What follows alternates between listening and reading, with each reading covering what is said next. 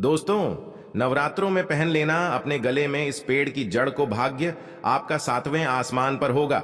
जहां भी जाओगे दौलत पीछे पीछे आएगी। दोस्तों, हिंदू संस्कृति में कई तरह की पौराणिक मान्यता को महत्व दिया गया है कि कई ऐसे पेड़ पौधे होते हैं जो कि काफी शुभ माने गए हैं।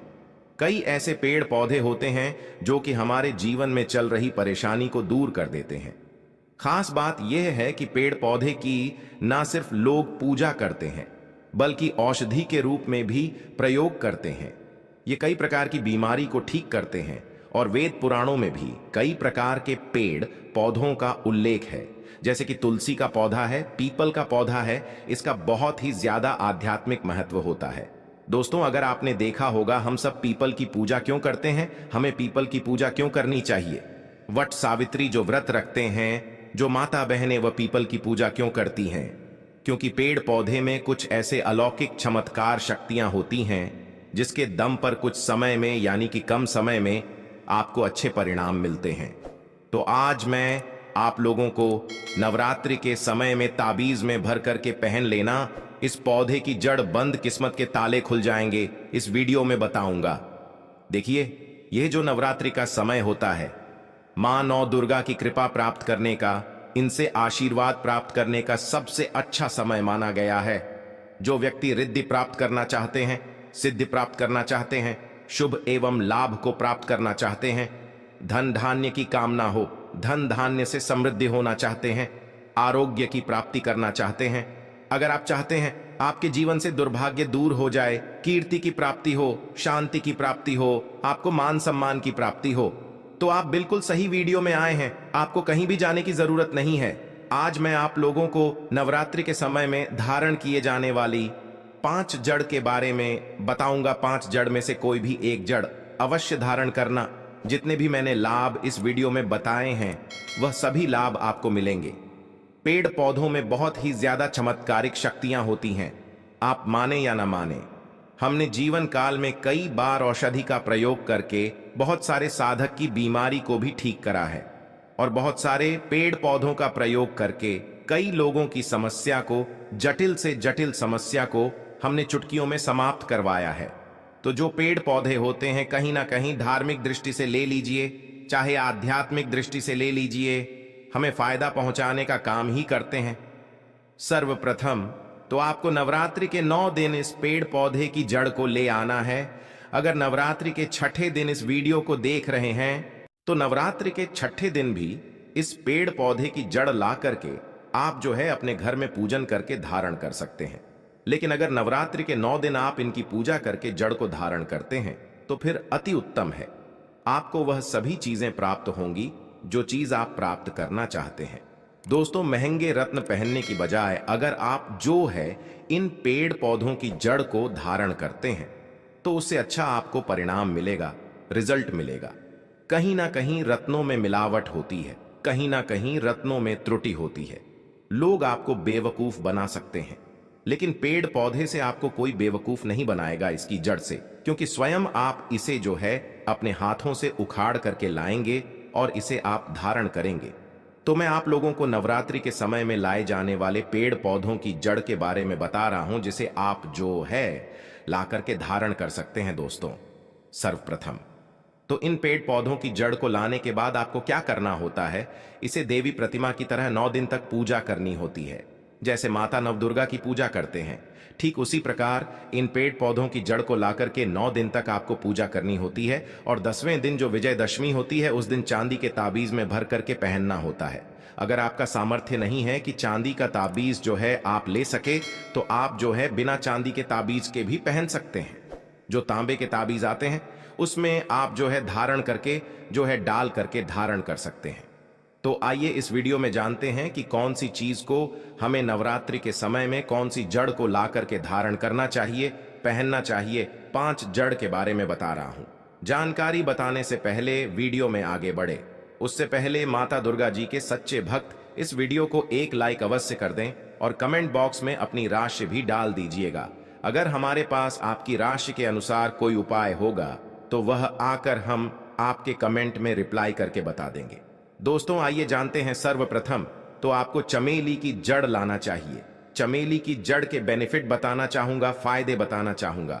चमेली की जड़ में दैवीय शक्तियां समाहित रहती हैं। आपने देखा होगा चमेली का जो तेल है हनुमान जी महाराज को समर्पित होता है। इसमें हनुमान जी महाराज की दैवी शक्तियां रहती हैं। जो लोग माता लक्ष्मी जी की कृपा प्राप्त करना चाहते हैं, लक्ष्मी सिद्धि प्राप्त करना चाहते हैं, जो लोग सिद्धि प्राप्त करना चाहते हैं, मंत्रों को सिद्ध करना चाहते हैं, जो व्यक्ति आरोग्य रहना चाहते हैं, ऐसे व्यक्ति चमेली की जो जड़ होती है इसे अवश्य लाना चाहिए। चमेली की जो जड़ है इसे नवरात्रि के पहले ले आना या फिर नवरात्रि के टाइम में भी ला सकते हैं।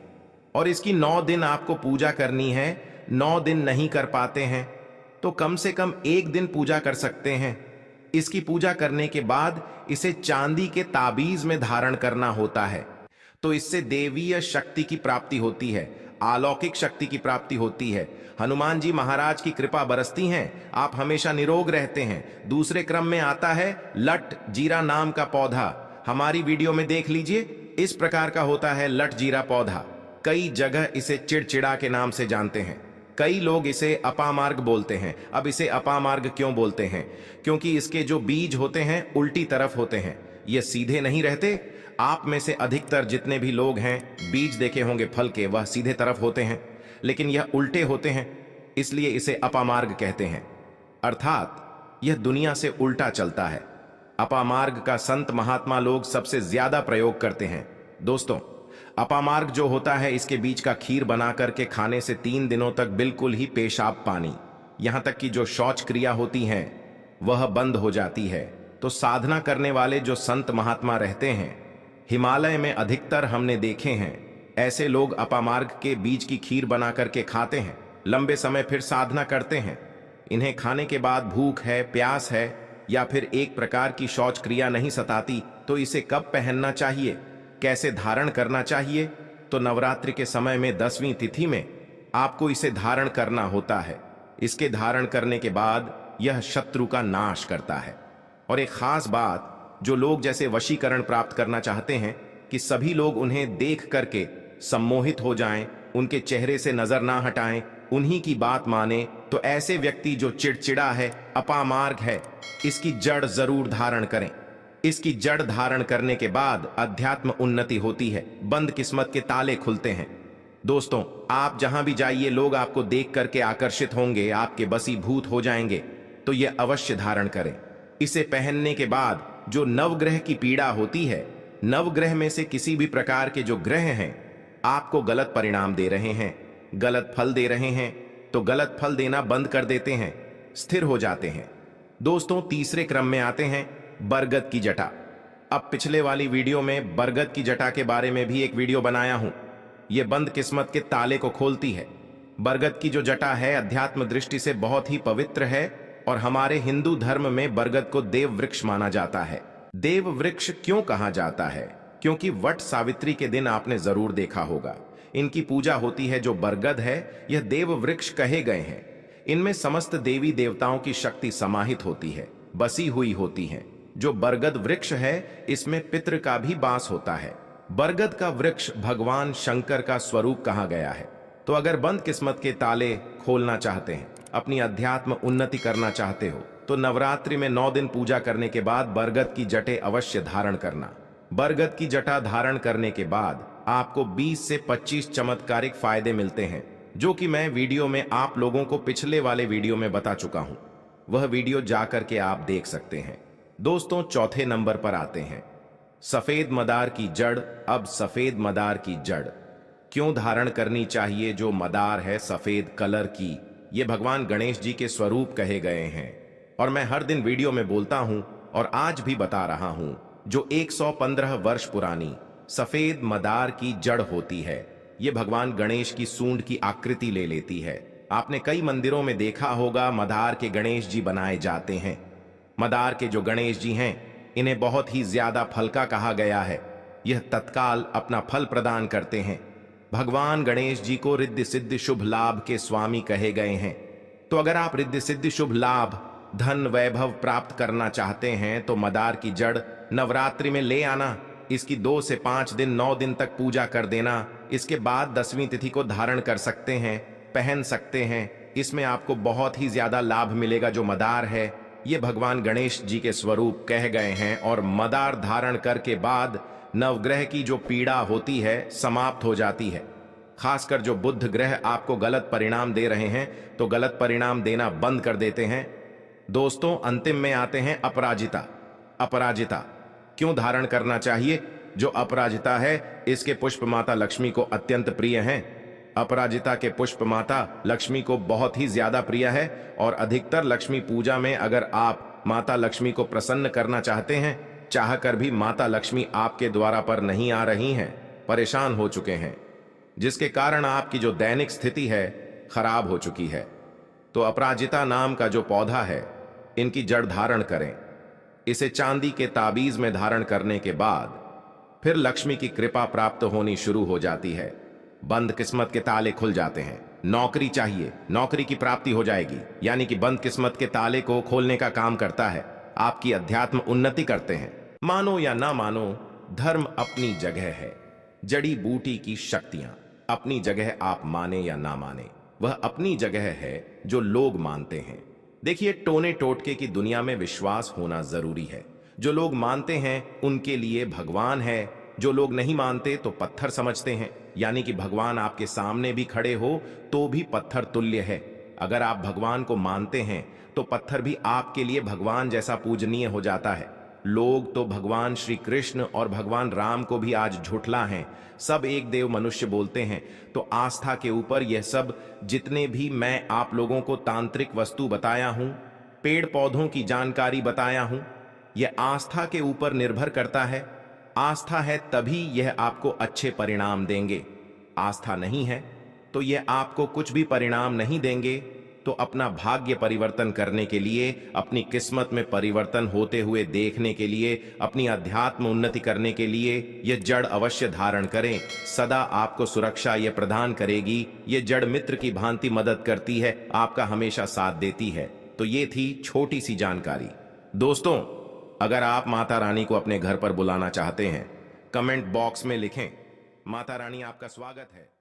दोस्तों, नवरात्रि में बिना व्रत बिना पाठ के आपको संपूर्ण नवरात्रि का फल मिल जाएगा। यह वीडियो ध्यान से देखना। अगर आपने व्रत नहीं रखा है कोई बात नहीं, आपको परेशान नहीं होना है, क्योंकि कभी कभी हम काम के चलते या फिर ऑफिस वर्क होता है या कभी कभी कुछ ऐसे हम कामों में फंस जाते हैं जिसके कारण हम माता रानी के नवरात्रों में उनको टाइम नहीं दे पाते। तो आपको परेशान नहीं होना है। अगर आपने व्रत नहीं रखा है कोई बात नहीं, पूजा नहीं कर रहे हैं नवरात्रि में कोई बात नहीं। दोस्तों, बस ये एक काम आपको कर लेना है।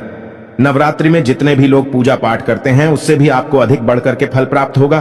तो ये वीडियो ध्यान से देखना। आज की जो मैं वीडियो बताऊंगा बहुत ही सुंदर है, ज्ञानवर्धक जानकारी है।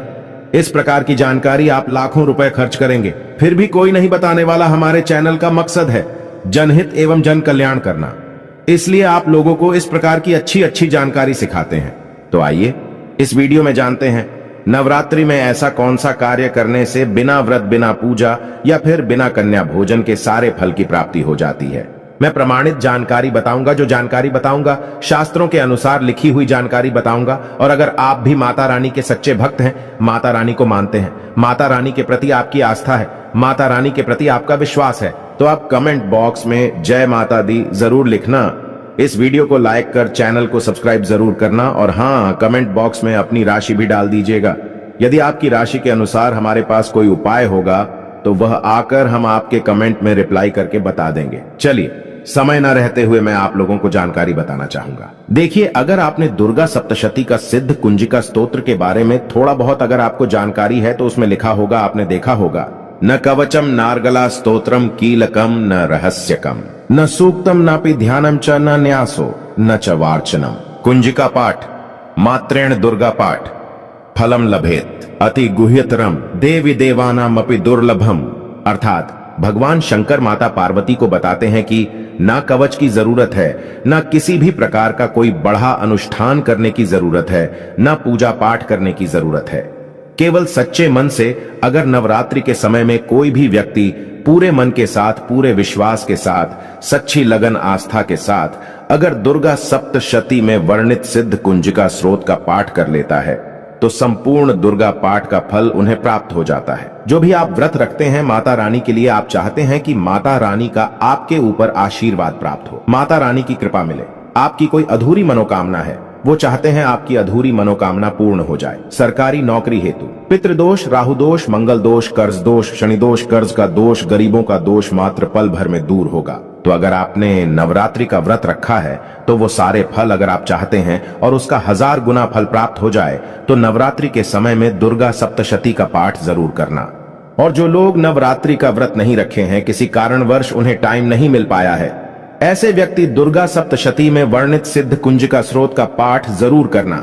पूर्ण रूप से आपको नव दुर्गा माता का पूजा पाठ करने से, नव दुर्गा के 9 दिन व्रत करने से, कन्या भोजन कराने से जो फल प्राप्त होता है, दोस्तों केवल इस पाठ को सच्चे मन से अगर एक दिन अगर आप जो है नवरात्रि के दिन एक दिन बस केवल आप जो है बैठ करके जप लेते हैं तो पूर्ण रूप से आपको फल प्राप्त हो जाता है। मैं आप लोगों को बताना चाहूंगा, जो लोग समर्थन है ऐसे लोगों को कन्या पूजन भी जरूर करना चाहिए। मैं कल की भी वीडियो में बताया हूं। अब कन्या पूजन का बेनिफिट क्या है तो माता रानी स्कंद पुराण में भी लिखा है और कई सारे हमारे जो है देवी पुराण में भी इसका वर्णन मिलता है। माता रानी जितना पूजा पाठ से प्रसन्न होती हैं उतना ज्यादा कन्या भोजन कराने से हो जाती हैं, क्योंकि कन्याओं को देवी का स्वरूप माना जाता है। और जो कन्या होती है नवरात्रि के समय में ये साक्षात नव दुर्गा का स्वरूप हो जाती है। मैं कन्या पूजन के बारे में विस्तार से वीडियो के अंत में बताऊंगा, तो वीडियो में कंटिन्यू बने रहना। कन्या पूजन कैसे करना है और क्या मुहूर्त है सब बताऊंगा। दोस्तों दूसरी जानकारी बता रहा हूं, यह जानकारी आपकी जिंदगी में बाहर लाएगी, आपके जीवन में चल रही परेशानी को दूर करेगी, क्योंकि हम आप लोगों को बहुत सरल साधारण से विधि बताते हैं जिसमें आप सभी दर्शकों का कल्याण छुपा होता है। तो नवरात्रि के दौरान आपको एक पुष्प का पौधा जरूर लगाना है।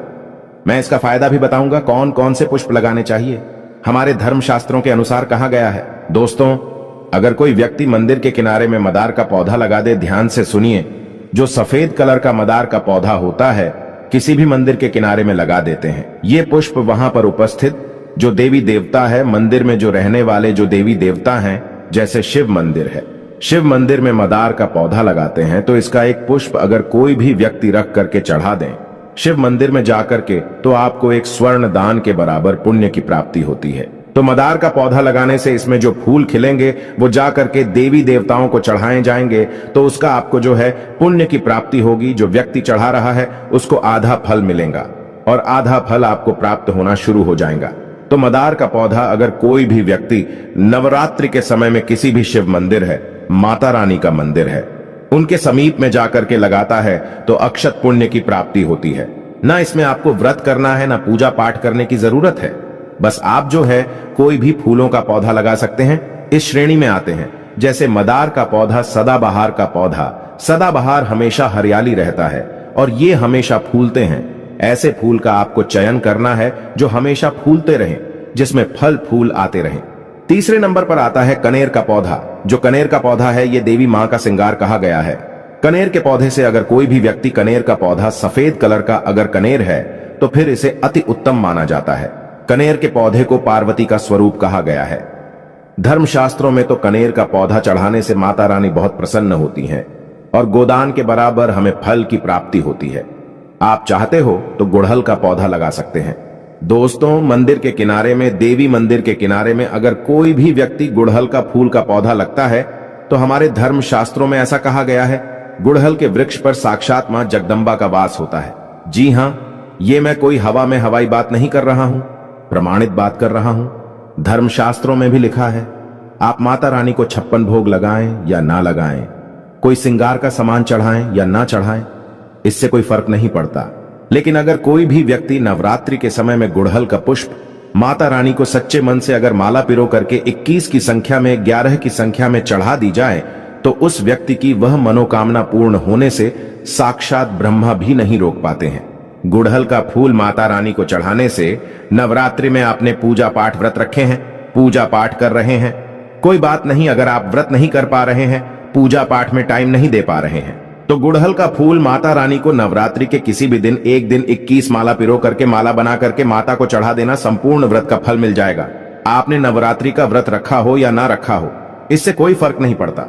बस गुड़हल का फूल माता रानी को चढ़ा देना। तो ऐसा कहा गया है, कोई व्यक्ति अपने जीवन काल में अगर नवरात्रि के समय में गुड़हल का पौधा लगा देता है और इस पौधे में फूल आना शुरू हो जाते हैं और ये फूल अगर देवी देवताओं को चढ़ना शुरू हो जाते हैं तो माता रानी आजीवन आपकी बिल्कुल ही मदद करेंगी, आपके ऊपर अपनी कृपा बरसाएगी, आपको अपना पूर्ण आशीर्वाद देंगी और जब तक आप इस संसार में जिएंगे कभी भी निर्धन नहीं रहेंगे।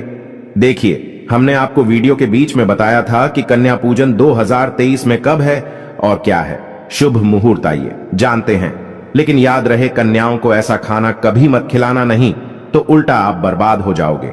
जानिए कन्याओं को क्या खिलाना चाहिए और क्या नहीं, और क्या उपहार देना चाहिए और कौन सा उपहार नहीं देना चाहिए। दोस्तों, इस बार के नवरात्रि बहुत ही शुभ और मंगलकारी माने जा रहे हैं। इस बार शारदीय नवरात्रि 15 अक्टूबर दिन रविवार को शुरू होकर और इसका समापन 23 अक्टूबर दिन सोमवार को होगा। ऐसे में 24 अक्टूबर दिन मंगलवार को ही दुर्गा विसर्जन होगा।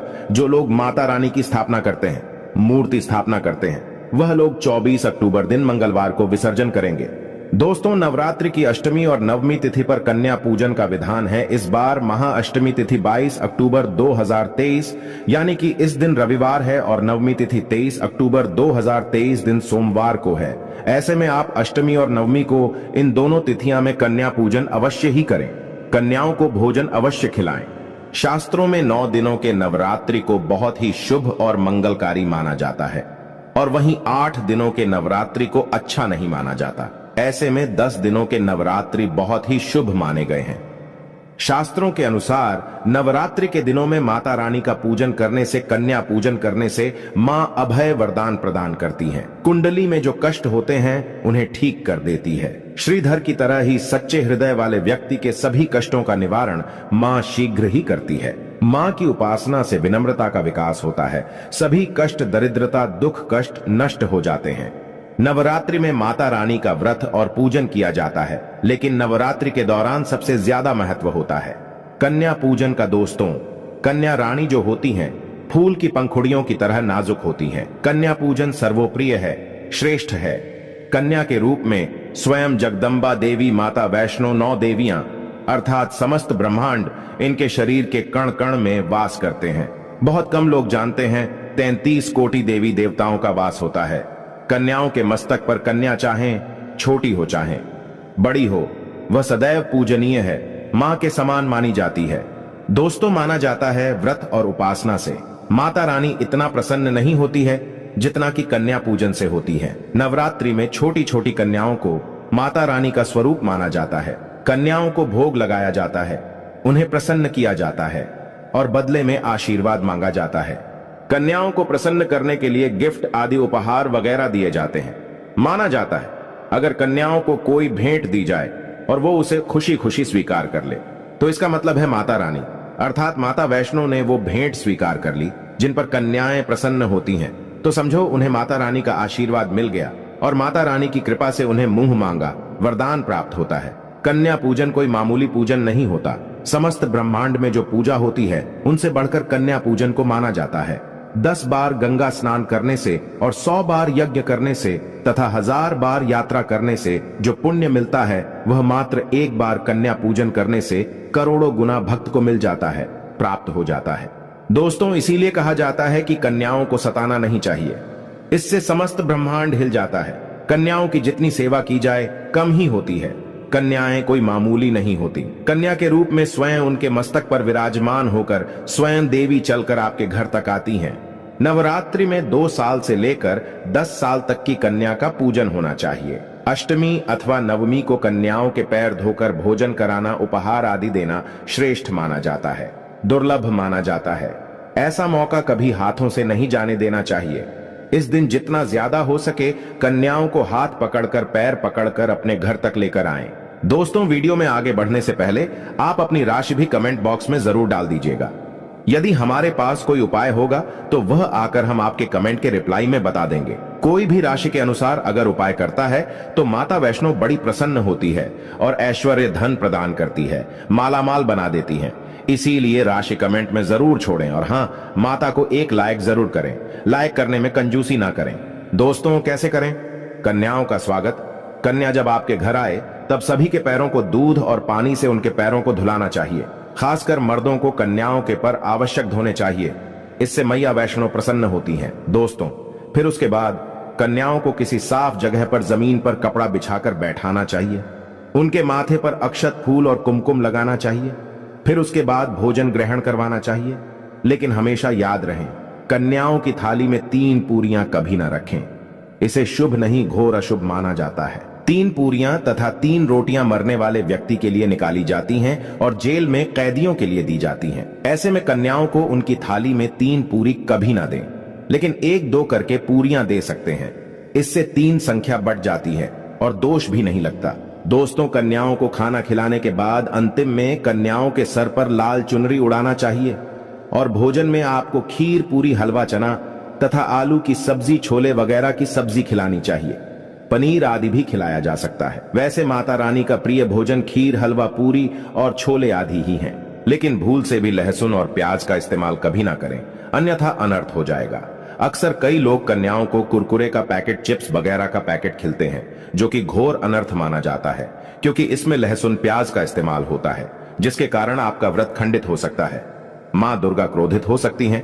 जहां आपने 9 दिनों तक लहसुन प्याज का परहेज किया, लेकिन आपकी एक गलती पूरे व्रत को खंडित कर सकती है। इतना भी नादान नहीं बनना चाहिए कि माता रानी रूष्ट हो जाए और कन्याओं को भी अशुद्ध होना पड़े। कन्याओं को डब्बा बंद कोई भी ऐसी चीज ना खिलाएं जिसमें लहसुन, प्याज होता है। कई चीज तो ऐसी होती है मार्केट में जिसके अंदर लहसुन, प्याज का इस्तेमाल होता है। ऐसा आप कभी मत करना। दोस्तों, कई लोग कन्या पूजन में खाना घर पर नहीं बनाते और मार्केट से रेडीमेड लाकर ही खिलाते हैं तथा दही जलेबी खिलाते हैं, जो कि शुभ नहीं माना जाता। दोस्तों, ऐसा खाना वो लोग खिलाते हैं जिनके घर में मान लीजिए कोई दुर्घटना आदि हो गई है या घर में कोई बीमार है या कोई मुसीबत है, तब वो ऐसा करते हैं। लेकिन अगर आप स्वस्थ हैं, आपको कोई पीड़ा नहीं है, तो ऐसा भूलकर भी नहीं करना चाहिए। माता रानी दही जलेबी नहीं, आपके हाथों का बना भोजन खाना चाहती है, आपका प्यार चाहती है। फिर चाहे आप घर में एक ही पूरी क्यों ना बनाएं माता के लिए, पर आप स्वयं ही अपने हाथों से माता रानी को भोजन खिलाएं। देखिए, भले ही आप दही जलेबी खिला सकते हैं, परंतु माता को घर का बना हुआ शुद्ध भोजन ही अति प्रिय है। खासकर नवरात्रों के दौरान घर में पक्का खाना अवश्य बनाना चाहिए। माता रानी बहुत प्रसन्न होती है। घर का बना पक्का खाना ही कन्याओं को खिलाना चाहिए। हमेशा याद रखें, कन्याओं को प्लास्टिक के बने दोने में खाना नहीं खिलाना चाहिए। ऐसे बर्तन पूजा पाठ के लिए शुभ नहीं अशुभ होते हैं, क्योंकि प्लास्टिक के ज्यादातर बर्तन जो होते हैं जानवरों की हड्डियों द्वारा बनाए जाते हैं, इसीलिए ऐसा पाप मत करना। कन्याओं को हमेशा स्टील के बर्तन या पत्तों से बने बर्तनों में ही भोजन कराना चाहिए, बहुत ही शुभ माना गया है। अगर पेड़ के पत्ते में भोजन कराते हैं तो माता अभय वरदान प्रदान करती है। दोस्तों, एक और बात हम आपको बताने वाले हैं कि यदि नवरात्रों के समाप्त होने के बाद यदि बीच में कन्या पूजन में शुक्रवार का दिन पड़ जाए तो कन्याओं को कोई भी खट्टी चीज नहीं खिलाना चाहिए, क्योंकि शुक्रवार का दिन माता संतोषी को समर्पित होता है और माता संतोषी नवरात्रों के दिनों में सक्रिय अवस्था में होती है, यानी वो भी 9 देवियों के साथ में आपके घर में आती हैं। इसीलिए कन्याओं को भूलकर भी शुक्रवार का दिन अगर पड़ जाए तो खट्टी चीज घर में नहीं बनाना चाहिए और कन्याओं को भी खट्टी चीज नहीं खिलाना चाहिए। घोर पाप लगेगा, आपका किया कराया सब बर्बाद हो सकता है।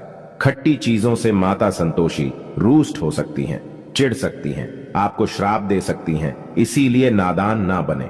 दोस्तों, भोजन कराने के बाद कन्याओं की थाली में एक लौंग जरूर रखना चाहिए, क्योंकि लौंग देवी शक्ति तथा दुर्गा मां को बहुत प्रिय है।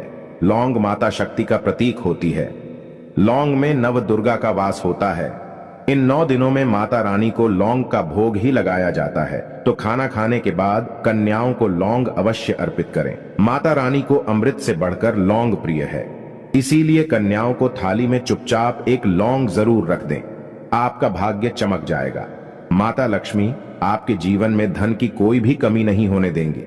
दोस्तों, आपको बता दें, कन्याओं को उपहार में क्या दें। कन्याओं को खुश करने के लिए उनकी थाली में दक्षिणा डालें, ताकि आपके घर में संपन्नता बनी रहे तथा धन की कोई भी कमी ना हो। कन्या जब आपके घर से खुशी खुशी धन लेकर जाती है तो वह भी आपको खुशी खुशी कई गुना आपको धन प्रदान करती है। इस समय कंजूसी मत करना, खुशी खुशी कन्याओं को धन अवश्य देना। कन्याओं को कोई सुंदर गिफ्ट दे सकते हैं। शास्त्रों में बताया जाता है कि कन्या जितना खुश होती है, माता रानी उतना ही जल्द फल की प्राप्ति प्रदान करती है। ऐसे में आप कन्याओं को चॉकलेट बॉक्स दे सकते हैं तथा खूबसूरत कपड़े दे सकते हैं। याद रहे काले कपड़े ना दें और स्टील के बर्तन भी गिफ्ट के तौर पर दे सकते हैं। याद रहे कि कन्याओं को लोहे का कोई भी सामान नहीं देना चाहिए, नहीं तो राहु केतु का प्रभाव आपके जीवन में प्रवेश कर जाएगा।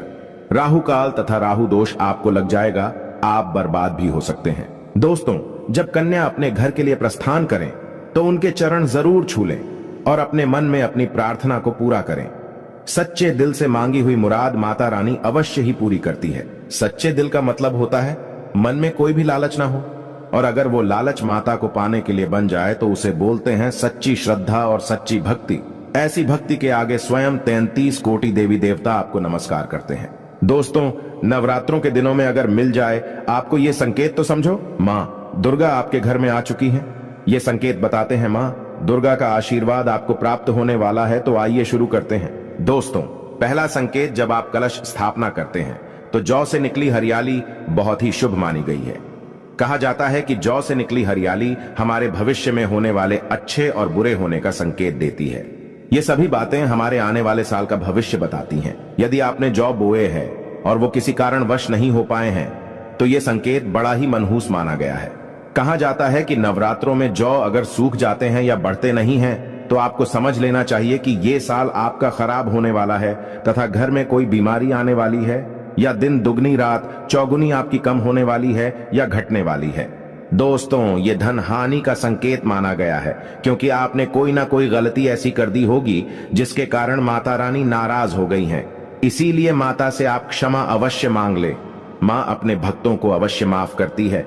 एक माँ ही होती है जो अपने बेटे को, अपने लाल को हर गलती पर माफ करती है, लेकिन ऐसा बेटा किस काम का जो माँ से माफी ना मांगे।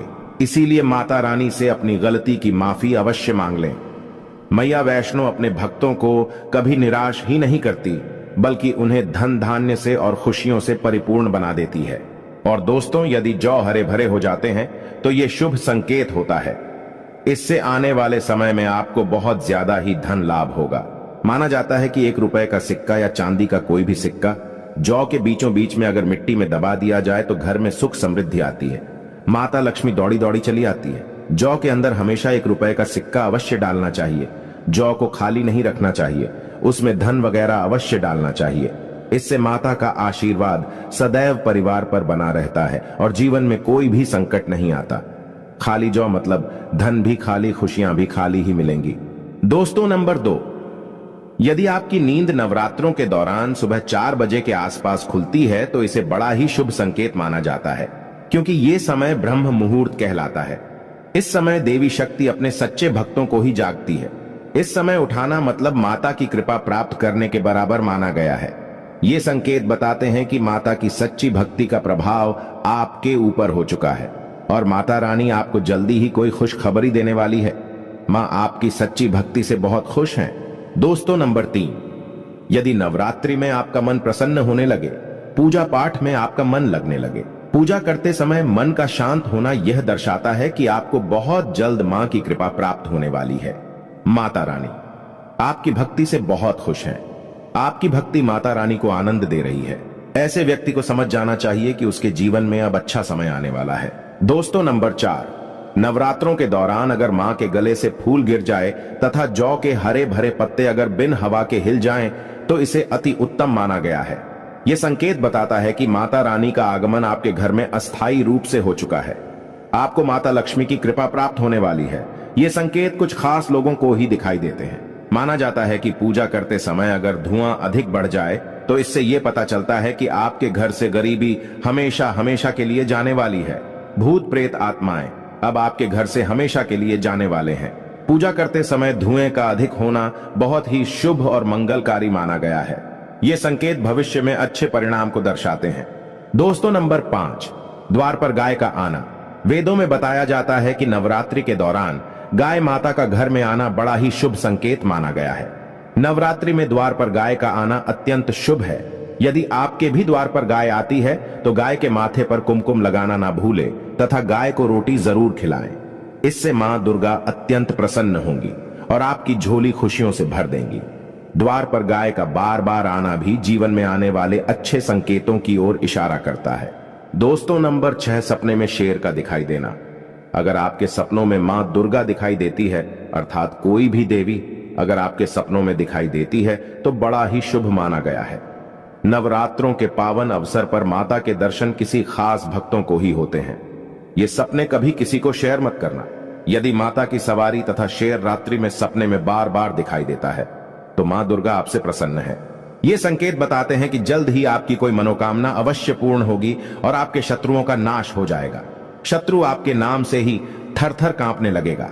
मां दुर्गा का वाहन शेर है, इसीलिए नवरात्रि में शेर का दिखाई देना अत्यंत शुभ संकेत होता है। दोस्तों, नंबर 7, यदि कोई छोटी कन्या आपको सुबह सुबह लाल वस्त्र धारण किए हुए दिखाई देती है, तो आपने साक्षात मां दुर्गा के दर्शन किए हैं। यदि नवरात्रों में सबसे पहले आपके घर में कन्याओं का आगमन हो जाए, तो समझो आपको दुनिया की कोई भी शक्ति, ब्रह्मांड की कोई भी शक्ति आपको करोड़पति होने से नहीं रोक सकती। आपके जीवन में, आपके घर में माता लक्ष्मी का आगमन होने वाला है। आप दिन दुगनी रात चौगुनी तरक्की करेंगे। अब आप खुशियां मनाइए और मिठाइयां बांटे। ऐसे में कन्याओं को भरपूर तरीके से खुश रखें और उनका आगमन दूध से चरण धुलाकर करें, कोई भी कंजूसी ना करें। दोस्तों, माता रानी आपको यह संकेत दे रही है कि अब आपका बुरा समय समाप्त हो चुका है। अब जीवन में सुख समृद्धि के द्वार खुल जाएंगे। दोस्तों, नंबर 8, घर पर उल्लू का आना। यदि मां लक्ष्मी का वाहन उल्लू नवरात्रि में आपके घर पर आकर बैठ जाए, तो यह भी शुभ संकेत है। इसका अर्थ है कि मां लक्ष्मी का आपके घर में प्रवेश हो चुका है और आपकी आर्थिक स्थिति और मजबूत होगी। लेकिन याद रहे, उल्लू नवरात्रि और दीपावली पर आना ही शुभ माना जाता है। दोस्तों, नंबर 9, यदि ब्रह्म मुहूर्त के समय यानी सुबह के 4 बजे के आसपास घंटियों की आवाज सुनाई दे जाए या शंख की आवाज सुनाई दे जाए तथा कोई भजन सुनाई दे जाए, तो बड़ा ही शुभ संकेत माना गया है। इससे यह पता चलता है कि माता रानी आपकी भक्ति से बहुत प्रसन्न है और आपके जीवन में सभी नकारात्मकता का नाश होने वाला है तथा माता लक्ष्मी की कृपा आपको प्राप्त होने वाली है। दोस्तों, नवरात्रों के दौरान घर में काली चींटियों का दिखाना, लंबी लंबी लाइन बनाकर मुंह में खाना ले जाते हुए चींटियों को देखना अच्छा संकेत माना गया है। और यदि मंदिर में पूजा करते समय कोई छिपकली आदि दिखाई दे जाए या मंदिर के स्थान की ओर छिपकली चली जाए, तो बड़ा ही शुभ संकेत माना गया है।